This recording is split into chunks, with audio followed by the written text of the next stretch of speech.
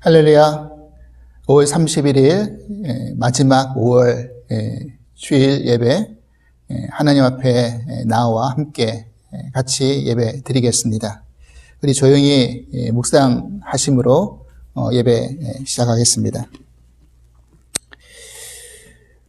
여호와는 그를 경외하는 자 곧 그의 인자하심을 반하는 자를 살피사 그들의 영혼을 사망에서 건지시며 그들이 굶주릴 때에 그들을 살리시는도다. 우리 영혼이 여호와를 바라며 그는 우리의 도움과 방패시로다. 우리 마음이 그를 즐거워하며 우리가 그의 성호를 의지하였기 때문이로다. 여호와여, 우리가 주께 바라는 대로 주의 인자하심을 우리에게 베푸소서. 아멘. 우리 찬송가 449장 예수 따라가며 우리 함께 찬송하시겠습니다.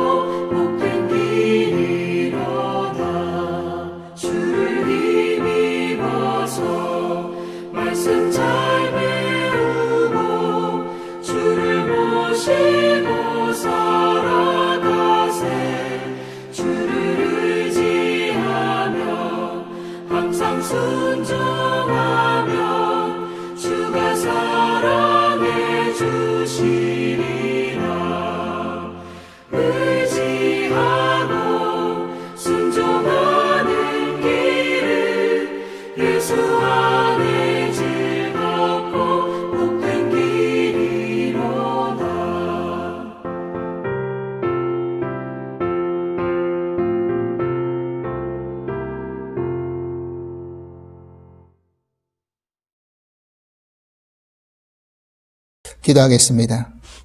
사랑의 하나님 감사합니다. 지난 한 주간도 저희들을 은혜의 장중에 붙들어 주셔서 평안하고 건강하게 살아갈 수 있도록 지켜주심에 감사합니다. 늘 되풀이되는 일상의 삶이라 할지라도 허락하신 시간과 일을 누릴 수 있다는 것이 얼마나 감사해야 할 일인지 이번 코로나19의 사건을 통하여서 깨닫게 됩니다. 이제 속속히 일상으로 다시 복귀하고 예배 현장으로 돌아올 때 느끼고 깨달았던 은혜와 사랑을 잊지 말게 하시며 주님 안에서 참된 제자의 삶을 살아가며 예수님을 온전히 붙들고 따라가게 하여 주시옵소서. 오늘도 저희를 예배 자리로 초대해 주셨습니다. 부족한 종의 입술을 통하여서 전하여질 하나님의 말씀을 온전히 대언하게 하여 주시고 우리에게 향하신 하나님의 뜻을 잘 깨닫고 그 길에 순종하는 삶을 살아가게 하여 주시옵소서. 예배 모든 시간을 주님만 집중하며 성령의 충만을 경험하게 하여 주시옵소서. 예수 그리스도의 이름으로 기도합나이다. 아멘. 오늘 우리에게 주신 하나님 말씀은 마가복음 8장 34절에서 9장 1절까지의 말씀입니다. 마가복음 8장 34절로 9장 1절 말씀. 우리 함께 같이 한 목소리로 봉독하도록 하겠습니다. 무리와 제자들을 불러 이르시되 누구든지 나를 따라오려거든 자기를 부인하고 자기 십자가를 지고 나를 따를 것이니라. 누구든지 자기 목숨을 구원하고자 하면 잃을 것이요 누구든지 나와 복음을 위하여 자기 목숨을 잃으면 구원하리라. 사람이 만일 온 천하를 얻고도 자기 목숨을 잃으면 무엇이 유익하리요? 사람이 무엇을 주고 자기 목숨과 바꾸겠느냐? 누구든지 이 음란하고 죄 많은 세대에서 나와 내 말을 부끄러워하면 인자도 아버지의 영광으로 거룩한 천사들과 함께 올 때에 그 사람을 부끄러워하리라. 또 그들에게 이르시되 내가 진실로 너희에게 이르노니 여기 서 있는 사람 중에는 죽기 전에 하나님의 나라가 권능으로 임하는 것을 볼 자들도 있느니라 하시니라. 아멘. 샬롬.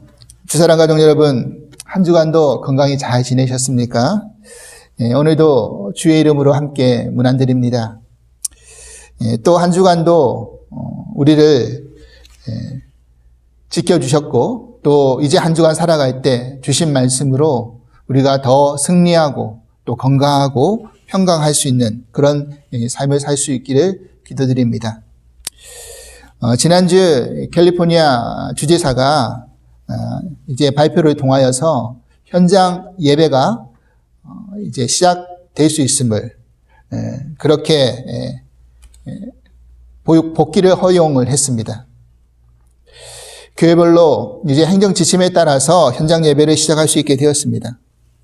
하지만 우리 연합감리교회 이제 하기야 감독님께서는 아직도 조금 조심스럽고 염려하는 부분이 있습니다. 그래서 물론 허용은 하지만 신중을 기해달라고 이렇게 부탁을 하셨기 때문에 저도 이제 이 브리아 연합감리교회와 서로 협의를 해가지고 언제쯤 이제 예배를 시작할지 지금 고민 중에 있습니다. 아마 6월 중순이나 7월 초쯤 이렇게 예배를 시작하면 좋지 않을까 이렇게 기도를 하고 있는데 여러분들도 계속해서 기도를 부탁드립니다.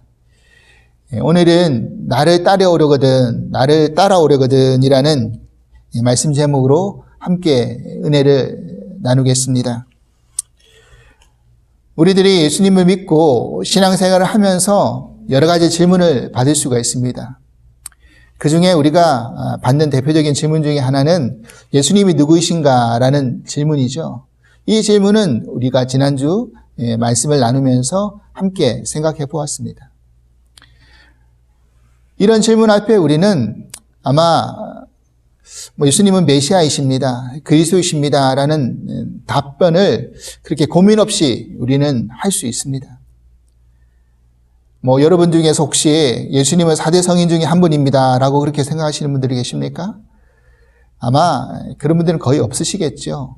물론, 이제 교회에 나오신 지 얼마 안 되신 분들, 예수님을 진정 그리스도로 영접하지 못하신 분들은 그렇게 생각하실 수 있습니다. 하지만 그렇지 않고 대부분 신앙생활을 오래 하시고 또 따라오신 분들은 들어서 알든 아니면 자기가 고백해서 알든 예수님이 누구이신가라는 질문 앞에 예수님은 그리스도이십니다. 메시아이십니다. 이렇게 우리가 고백할 수 있죠. 그런데 문제는 다음 질문입니다. 어떤 질문이냐면 당신은 구원의 확신이 있으십니까? 라는 질문입니다. 예수를 믿어서 구원받으셨습니까? 라는 질문. 이 질문 앞에 구원의 확신이 있느냐라는 질문 앞에 많은 사람들이 물론 저는 구원의 확신이 있습니다. 저는 구원받은 것을 믿습니다. 라고 이렇게 고백하는 분도 계시지만 교회 생활을 오래 하셨던 분들 중에서도 심지어는 교회 안에서 어떤 중요한 직책을 가지고 직분을 가지고 있는 분들조차도 구원의 확신에 대해서 약간 흔들려하고 확신을 가지지 못하고 아직 잘 모르겠습니다. 이렇게 말하시는 분들이 종종 있습니다. 여러분들은 어떠십니까? 그러면 왜 그분들이 그렇게 헷갈려하고 자신 없어 하고 구원의 확신에 대해서 그렇게 하시는 이유가 무엇일까요? 그것은 다른 것이 아니라 내가 예수를 믿기 전에 삶이랑 믿은 후의 삶이랑 그 삶의 모습이 별 차이가 없기 때문입니다. 그래서 내가 예수 믿은 자로서 이렇게 바른 행실, 온전한 행실을 하지 못하는데 구원받을 수 있을까? 라는 의문에 빠질 때가 있다라는 거죠. 여러분, 그렇기 때문에 지난주 우리가 갈라디아 말씀 새벽 예배 때 우리가 말씀을 계속 나누면서 어떤 이야기 드렸습니까?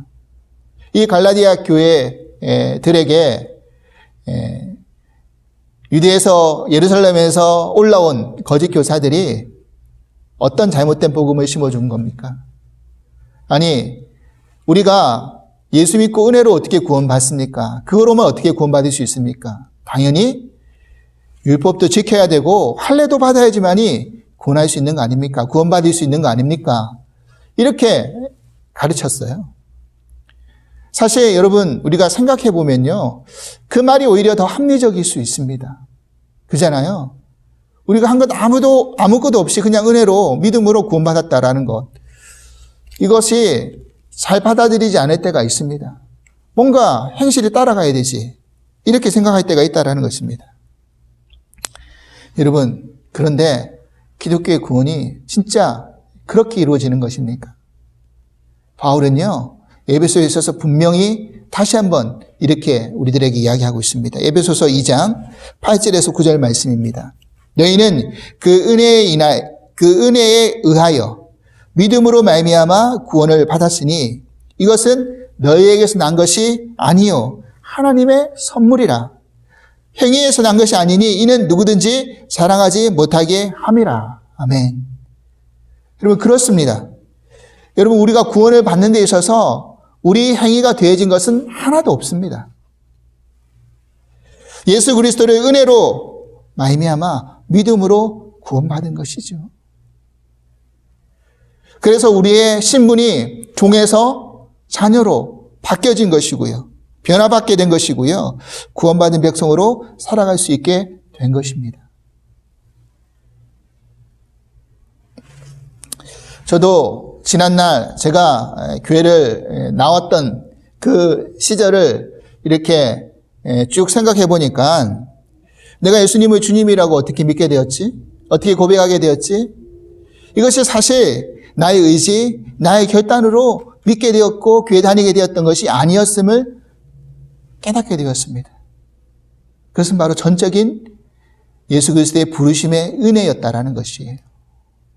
그 예수 그리스도의 은혜의 부름 앞에 내가 설복당하여서 내가 믿음으로 구원받은 것이었음을 깨닫게 되었습니다.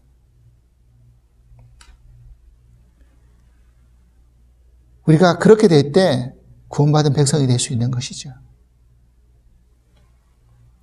여기에서 저와 여러분들은 흔들림이 없어야 될 줄 믿습니다. 고린도전서 12장 3절 말씀에 어떻게 말씀하고 있습니까? 그러므로 내가 너에게 알리노니 하나님의 영으로 말하는 자는 누구든지 예수를 저주할 자라 하지 아니하고 또 성령으로 아니하고는 누구든지 예수를 주시라 할 수 없느니라 그랬어요. 이 말이 무슨 말입니까? 예수를 주라 고백하는 사람, 성령의 인도하심과 그 가르치심과 은혜가 아니었다고 한다면 주라 고백할 수 없는 거예요. 그러니까 우리가 예수를 주라 고백하는 모든 분들은 다 그런 성령의 인도하심을 받았기 때문이었다라는 사실을 잊지 마시기 바랍니다. 베드로도 그렇게 고백할 수 있었던 이유가 바로 성령의 인도하심과 은혜로 가능했던 것이었습니다. 그렇다면 문제는 뭐냐면요. 우리가 구원받은 것과 구원에 합당한 삶을 사는 것과의 그런 문제라는 것입니다.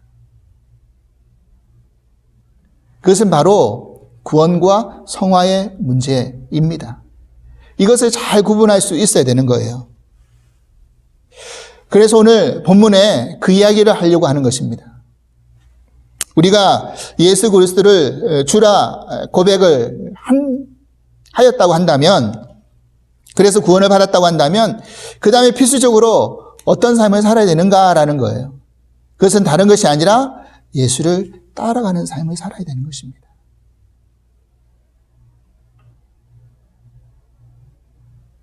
예수를 따라가는 삶, 다른 말로 이야기하자면 바로 제자도의 삶이죠.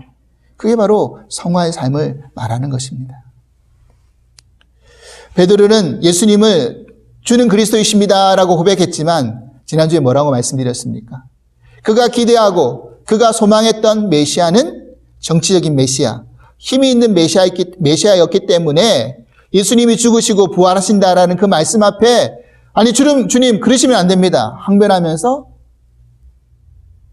주님의 길을 막아서고 자기로 끌어당겨가지고 꾸짖는 자가 되었지 않습니까? 그러니까 예수님을 따라가는 자가 아니라 예수님의 길을 앞서서 막아서는 자가 되어버렸어요. 그래서 예수님은 오늘 본문에서 이렇게 말씀하고 계시는 것입니다. 34절 말씀입니다. 무리와 제자들을 불러 이르시되 누구든지 나를 따라오려거든 자기를 부인하고 자기 십자가를 지고 나를 따를 것이니라.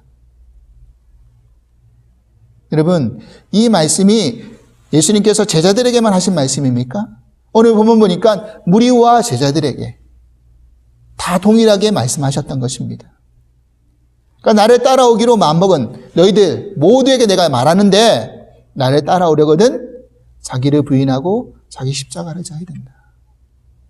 여러분, 이 말씀을 보니까 결국 제자들만, 예수님의 그 12 사도들만 예수님을 따라가기 위해서 자기 십자가 지고 자기 부인하는 삶을 살아가는 것이 아니라 오늘날 우리들도 마찬가지라는 거 아니에요. 그 무리 속에 우리도 다 포함되어 있는 거 아닙니까? 우리도 예수님을 따라가려고 하면 자기를 부인할 수 있어야 되고 자기 십자가를 질 수 있어야 된다는 것입니다. 그렇다면 예수님을 따르는 삶, 자기를 부인하는 것은 무엇을 말하는 것입니까? 여러분, 어떻습니까? 자기를 부인한다는 것. 여러분, 이 말씀의 무게가 율법을 지키는 것보다 가벼우십니까? 아니, 오히려 율법을 지키는 게 더 쉬울 것 같은데 이런 생각 들지 않으십니까? 자기를 부인한다는 게 참 어렵죠. 자기 부인이 어렵다는 겁니다. 저도 저희 집에 있는 부인이 참 어렵습니다. 물론 그 부인을 말하는 것은 아니죠. 자기 자신을 그러면 부인한다는 것은 무엇을 말하는 것입니까? 그것은 자신의 옛 자아, 옛 생각, 옛 고집, 옛 모습 이것을 다 버리고 하나님의 말씀과 뜻 앞에 온전히 순종하며 따라가는 것을 말하는 것입니다. 여러분, 만약 내가 하고 싶은 대로 내가 살겠노라 라고 그렇게 살아가면 어떤 일이 일어날까요? 육신의 정욕, 안목의 정욕, 이 생의 사랑대로 우리가 살겠다라고 그렇게 마음먹고 살면 결국 마지막 결론이 무엇이겠습니까? 결국 멸망의 길밖에 아니라는 거죠. 바울은 말세의 징조를 이야기할 때 디모데후서에서 이렇게 우리들에게 설명해 주고 있습니다. 디모데후서 3장 1절에서 5절입니다. 너희는 이것을 알라. 말세에 고통하는 때가 이르러 사람들이 자기를 사랑하며 돈을 사랑하며 자랑하며 교만하며 비방하며 부모를 거역하며 감사하지 아니하며 거룩하지 아니하며 무정하며 원통함을 풀지 아니하며 무함하며 절제하지 못하며 사나우며 선한 것을 좋아하지 아니하며 배신하며 조급하며 자만하며 쾌락을 사랑하기를 하나님 사랑하는 것보다 더하며 경건의 모양은 있으나 경건의 능력은 부인하니 이 같은 자들에게서 내가 돌아서라. 여러분, 세상은요, 너를 높여라, 너를 사랑해라 그렇게 이야기하지만 이로 인해서 말세의 고통을 당할 수 있다는 것을 우리들에게 말씀하고 있습니다. 저도 목회자이지만 때로는 여기에 참 자유하지 못함을 깨닫게 됩니다. 부끄럽지만 그럴 때가 많습니다. 때로는 저도 돈을 사랑할 때가 있고요. 교만하고 거룩하지 못할 때가 또 있습니다. 목사라는 타이틀이 교회 권사, 장로, 집사라는 그런 직분이 나를 자기 부인으로 만들어가 주는 게 아니라는 것을 깨닫게 됩니다. 우리는 끊임없이 자기를 부인하는 그런 삶에 그것을 선택하지 않으면 언제라도 실족하고 넘어질 수 있다는 것을 분명히 깨달을 수 있습니다. 여러분, 내가 내 인생의 주인이 아니라는 거 여러분 아시죠? 예수 그리스도를 주라라고 고백하시는 분들은 예수님이 주인이십니다. 그렇기 때문에 내가 가는 길, 내가 내 운전대 쥐고 내가 운전하는 것이 아니라 주님 앞에 그 운전대를 내어놓고 맡기고 주님이 쥐고 주님이 그것을 운전해 가실 때 우리가 주님이 가신 길을 온전히 따라가게 될 수 있음을 믿습니다.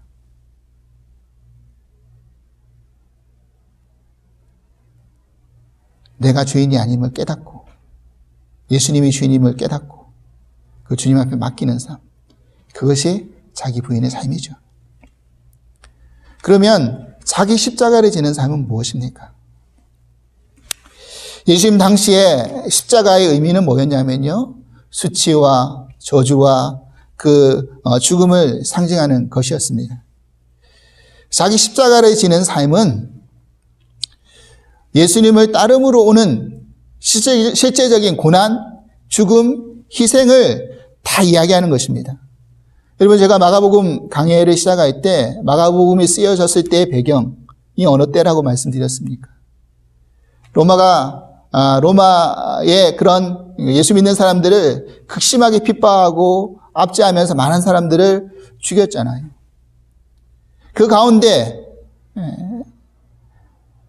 지하 무덤 속에 숨어 들어가서 근근히 신앙생활을 유지하고 있는 그 크리스찬들에게 이 마가복음이라는 쪽복음이 전달되면서 이것이 많은 사람들에게 고난 속에서 소망의 복음, 희망의 복음이 되었던 것이죠.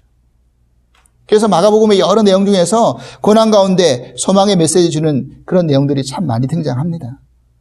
오늘 말씀도 사실 그런 거죠. 실질적으로 이 마가복음을 읽은 신자들에게 메시아를 믿고 따라가는 그 길이 어떤 길인가? 결국 자기 십자가를 지는 길이라는 거예요. 십자가 이야기만 들어도 그게 무슨 길인지 다 안다는 겁니다. 그런데 예수님께서 너희들은 너희 십자가 지고 가라 하고 예수님은 뒷짐지셨습니까? 아니지 않습니까? 예수님이 먼저 십자가를 지는 삶을 사셨어요. 본인 때문에 지셨습니까? 우리의 죄 때문에 지셨죠. 그러니까 그런 주님을 따라가기로 우리가 각오하고 결단했다라는 것은 예수님과 같은 죽음과 희생의 각오가 따르다는 것을, 따르는 길임을 우리들에게 이야기해 주고 있는 것이죠. 그러니까 더 나아가서 십자가를 지는 삶은 결국 내가 죽는 삶입니다. 여러분, 기독교는 죽어야 사는 종교 아닙니까? 가면 갈수록 깨달아집니다. 이미 주님이 그 길을 우리들에게 보여주셨어요. 그래서 본문 35절에서 37절 말씀에 예수님께서 우리들에게 뭐라 말씀하고 계십니까? 35절 말씀에 누구든지 자기 목숨을 구원하고자 하면 잃을 것이요 누구든지 나와 복음을 위하여 자기 목숨을 잃으면 구원하리라. 사람이 만일 온 천하를 얻고도 자기 목숨을 잃으면 무엇이 유익하리요? 사람이 무엇을 주고 자기 목숨과 바꾸겠느냐? 여러분, 이 얼마나 역설의 진리입니까? 사실 이 세상 많은 사람들이 정말로 별거 아닌 것에, 정말 영원하지 않고 정말 잠시 있으면 사라질 안개와 같은 그런 하찮은 것에 붙들려 가지고 거기에 목숨 거는 사람들이 얼마나 많이 있습니까? 누가복음 16장에 보면 부자 이야기가 등장하는데 그 부자가 곳간에 많은 재물을, 많은 곡식을 쌓아뒀다 할지라도 오늘 밤 너를 내가 부르면 어떻게 하겠느냐?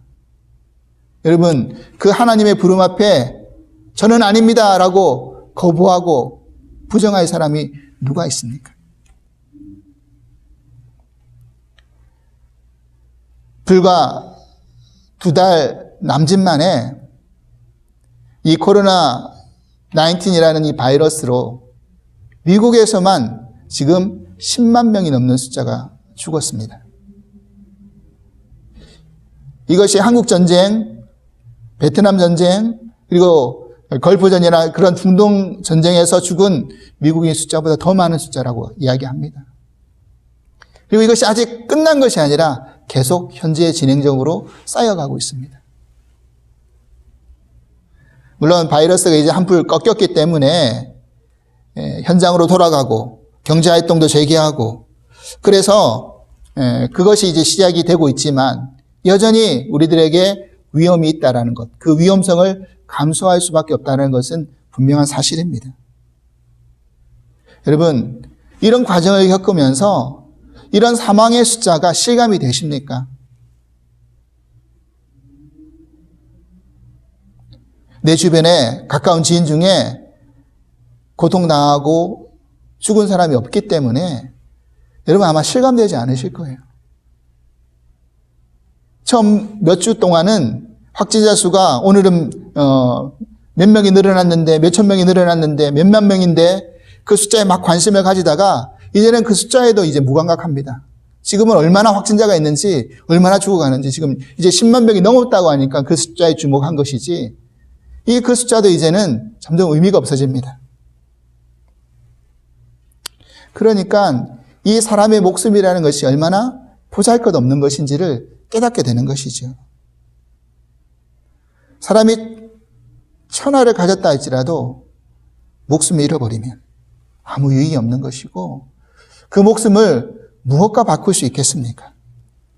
그런데 그것보다 더 중요한 것이 바로 영생의 구원의 문제 아니겠습니까?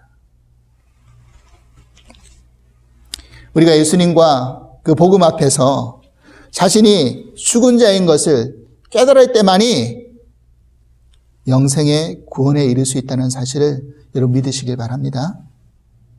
그래서 바울은 자신은 날마다 죽는다라는 표현을 성경 속에서 쓰고 있지 않습니까? 내가 날마다 죽지 않으면 내가 주님 안에서 다시 살아날 수 없음을 믿습니다. 사랑하는 여러분, 예수님을 따라가는 삶은 예수님이 걸어가시는 길을 나도 뒤따라가는 삶을 의미합니다. 예수님조차도 철저히 자기 자신을 부인하는 삶, 십자가를 지는 삶을 살아가셨어요. 빌립보서 2장 6절에서 8절 말씀 보면 그는 근본 하나님의 본체이시나 하나님과 동등됨을 취할 것으로 여기지 아니하시고 오히려 자기를 비워 종의 형체를 가지사 사람들과 같이 되셨고 사람의 모양으로 나타나사 자기를 낮추시고 죽기까지 복종하셨으니 곧 십자가에 죽으심이니라. 여러분, 예수님은 하나님과 본체이셨습니다. 그런데 자신을 부인하셨어요. 그분과 동등됨을 취하지 않으시고 자기를 비워서 종의 형체를 가지시고 사람들과 같이 되셨어요. 천하디천한 그 말구에서 태어나셨고요. 목수의 아들로 30년 동안 그렇게 사셨습니다. 그렇게 공생애를 시작하신 다음에 자신을 낮추시고 죽기까지 하나님의 말씀과 뜻 앞에 복종하셔서 결국 십자가에 죽으셨어요. 사랑하는 여러분, 이런 예수님의 자기 비움과 자기 부인이 없었다고 한다면, 그리고 우리의 죄를 위해서 그렇게 십자가에 죽으시지 않았다고 한다면 우리가 어떻게 구원을 받을 수 있었겠습니까? 우리는 여기서 분명히 깨달아 알 수 있습니다. 예수님이 십자가에서 죽으실 때 우리도 이미 죽었다는 사실입니다. 여러분, 이것을 인정하실 수 있어야 돼요. 예수님이 죽으셨을 때 우리도 죽은 겁니다. 그리고 그것을 내가 믿고 인정하고 순종한 삶을 살아갈 때 자기 부인, 자기 십자가를 질 수 있습니다. 여러분, 나의 의지, 나의 결단, 나의 노력으로 자기 부인, 자기 십자가 질 수 있습니까? 그거 안 됩니다. 그렇게 할 수 없습니다. 저도 해보니 안 돼요. 사도 바울은 갈라디아서에서 성령의 중요성을 이렇게 강조합니다. 갈라디아서 5장 16절 말씀, 내가 이르노니 너희는 성령을 따라 행하라. 그리하면 육체의 욕심을 이루지 아니하리라. 갈라디아서 5장 18절 말씀, 너희가 만일 성령의 인도하시는 바가 되면 율법 아래 있지 아니하리라. 그리고 5장 25절 말씀, 만일 우리가 성령으로 살면 또한 성령으로 행할지니. 그렇습니다. 그렇기 때문에 내 의지, 내 노력, 내 결단으로 내가 예수님 따라 한번 살아보겠습니다 라는 그 생각 다 내려놓으시고요. 내가 성령을 따라 성령의 인도하심을 받고 성령대로 살아갈 때 내가 주님을 온전히 따라갈 수 있습니다. 그래서 내가 날마다 성령의 충만함을 입을 수 있도록 그렇게 기도해야 된다는 것입니다. 이게 일회성으로 되는 일입니까? 아니라는 거죠. 날마다 간구할 때, 그리고 내 삶을 성령 앞에 맡길 때 가능할 수 있습니다. 사랑하는 여러분, 저와 여러분들이 정말 날마다 그 성령의 행함에 따라 인도하심을 받고 성령에 따라 살아갈 수 있는 그런 삶을 살아갈 수 있는 저와 여러분이 될 수 있기를 주님으로 간절히 축원을 드립니다. 마지막으로 우리는 예수님과 그 말씀만 자랑하는 삶을 살아야 합니다.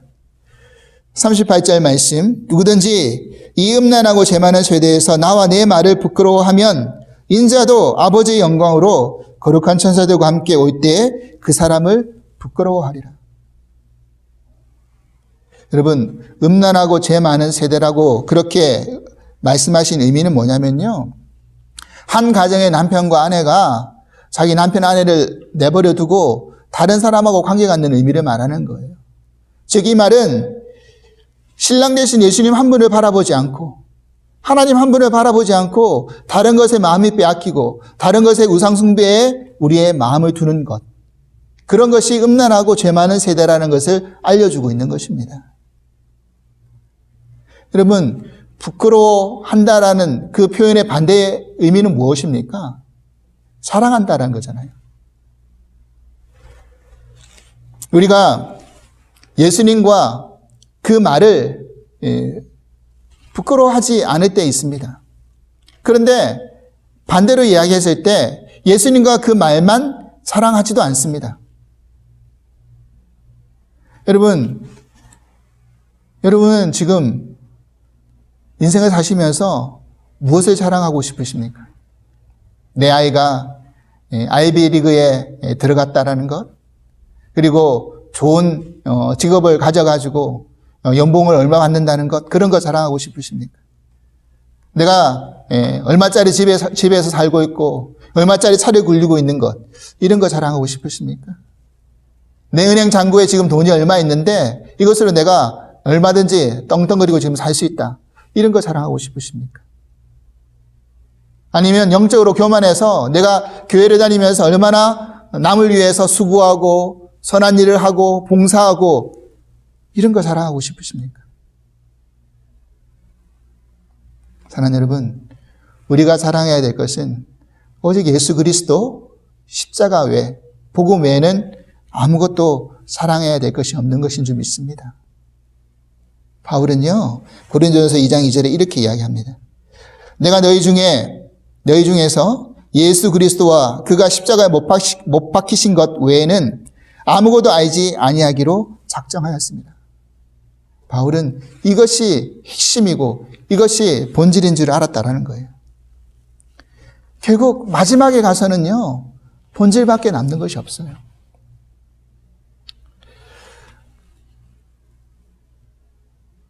제가 예전에 우리 교회 집사님들과 같이 이렇게 티타임을 하면서 그런 이야기 들은 적이 있습니다. 한 번에 이 브레아 지역에 이렇게 산불이 났는데, 산불이 나면 이제 대피 명령을 하지 않습니까? 그래서 소방관, 또 공무원들이 와가지고 문을 두드리면서 대피하십시오라고, 산불이 이제 이 집을 위험할 수 있으니까 대피를 하라라는 그 말 앞에 이제 물건을 챙기는데, 나중에 이제 보니까 실질적으로 진짜 중요한 거 별로 없더라는 거예요. 자, 본질적으로 우리가 중요한 게 뭡니까?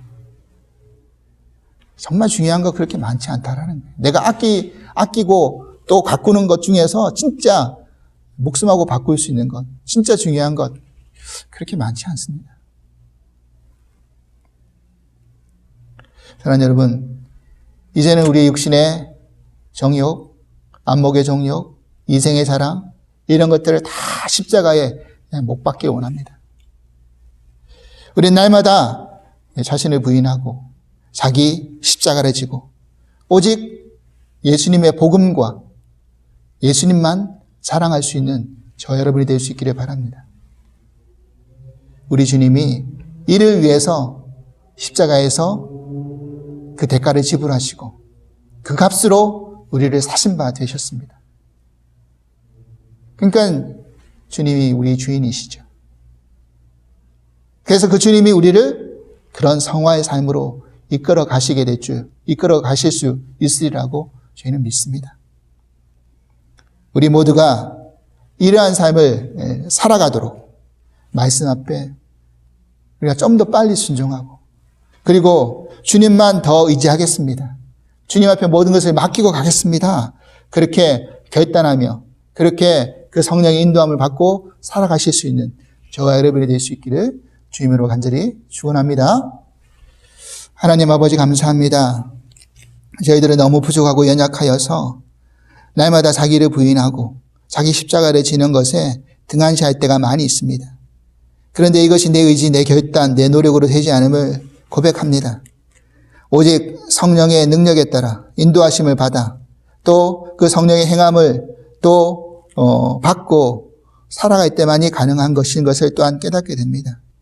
우리 주님이 이미 십자가에 죽으심으로 우리도 죽었고, 하나님, 이제 내 것이 없는 인생인데 여전히 내 것을 주장하고 내가 주인인 양 살아갈 때가 얼마나 많이 있습니까? 오늘 말씀을 기억하면서 이제 우리가 예수를 주라 고백한 이후에 그것으로 끝나는 삶이 아니라 예수님을 따라가기로 결단하는 삶을 살기로 작정하였다고 한다면, 이제는 우리 앞에 놓여진 그 삶의 결과물 앞에서 오직 예수를 주라 시인하고 예수만 자랑하고 그 복음만 자랑할 수 있는 저희들이 될 수 있도록 인도하여 주시옵소서. 주님이 죽으심으로 다시 살아난 것을 우리에게 보여주셨던 것처럼 내가 말씀 앞에, 복음 앞에 나를 죽고 또 그 복음 앞에서 내가 다시 살아남을 우리가 고백하면서 하나님 앞에 영광 돌릴 수 있는 그런 믿음의 복된 삶을 살 수 있기를 간절히 기도합니다. 오늘도 이 말씀 앞에 저희들 순종하고 내려놓고 한 주간 주님 따라가며 승리할 수 있는 삶이 될 수 있기를 간절히 소망하오며 예수 그리스도의 이름으로 기도합나이다. 아멘. 우리 찬송가 459장 누가 주를 따라 우리 함께 찬송하시겠습니다.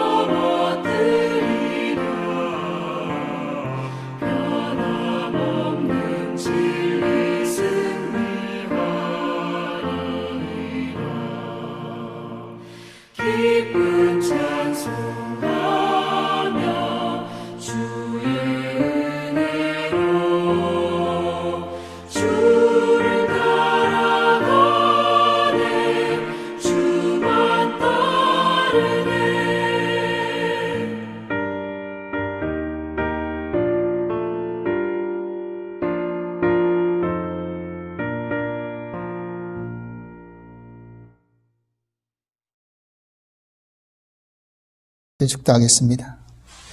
이제는 우리 주 예수 그리스도의 크신 은혜와 하나님 아버지의 한량하신 그 지극하신 사랑하심과 보혜사 성령님의 인도하시고